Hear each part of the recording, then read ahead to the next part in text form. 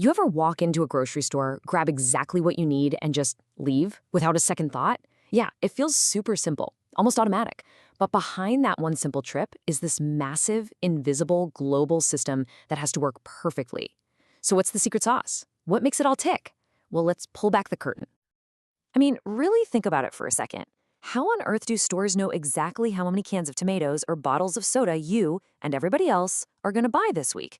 Is it just a really, really good guess, some kind of lucky break? Or is there something way smarter going on? You guessed it. It's not magic. It's a super powerful supply chain strategy called ECR, or Efficient Consumer Response. And today, we're going to break down how it works, and maybe more importantly, why this absolutely brilliant system kind of hits a brick wall when it tries to go global. Okay, so what is ECR really? At its heart, it's a total shift in thinking. It's all about pulling, not pushing. And I'm going to show you exactly what that means.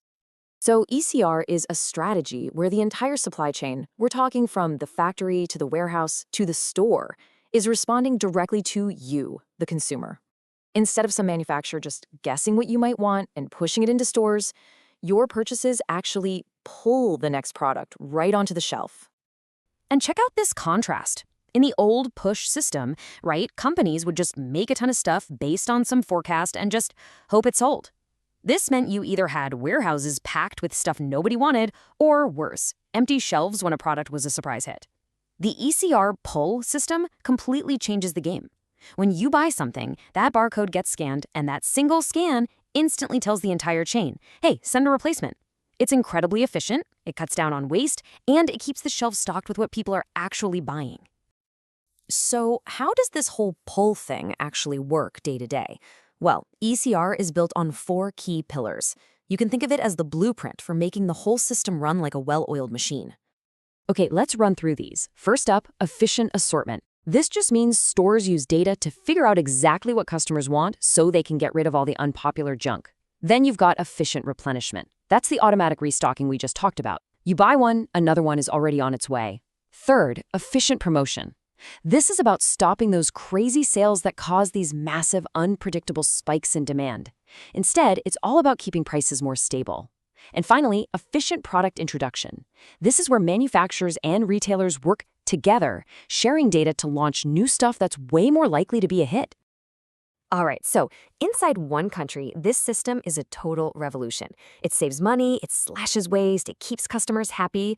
But what happens when you try to take this beautifully efficient machine and stretch it across borders, across oceans? Well, that's where our story gets a lot more complicated. Within a single market, like the US or across the EU, ECR has been a massive success.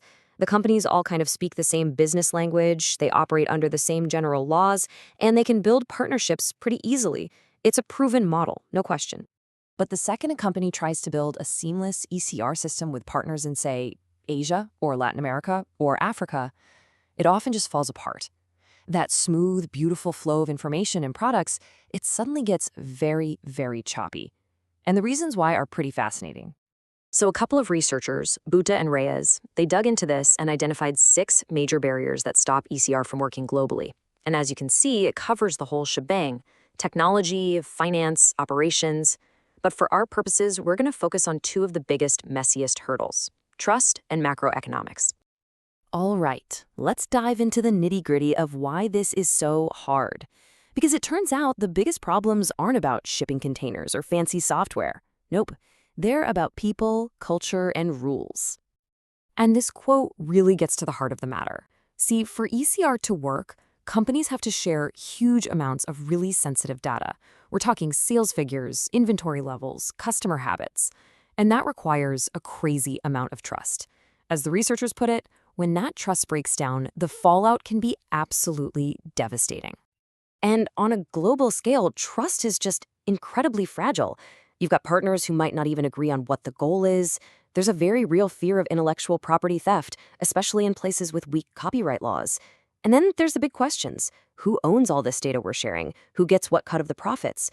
When it's not even clear how much each partner is benefiting, suspicion can just creep in and poison the entire relationship. But here's the kicker.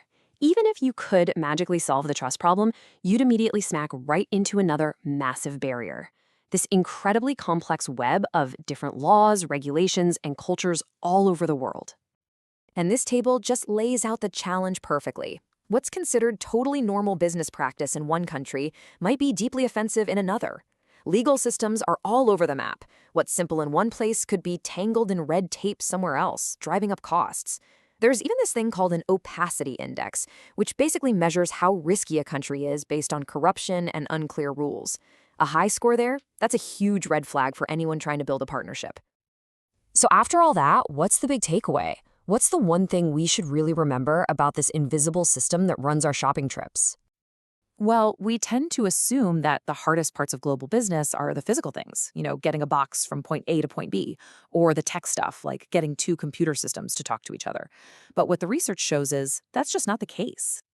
The real final frontier for global efficiency is, well, it's human. It's about building trust between people from completely different backgrounds. It's about understanding profoundly different cultures and legal systems. These are the things that will make or break a global supply chain. And that leaves us with a really big question, doesn't it?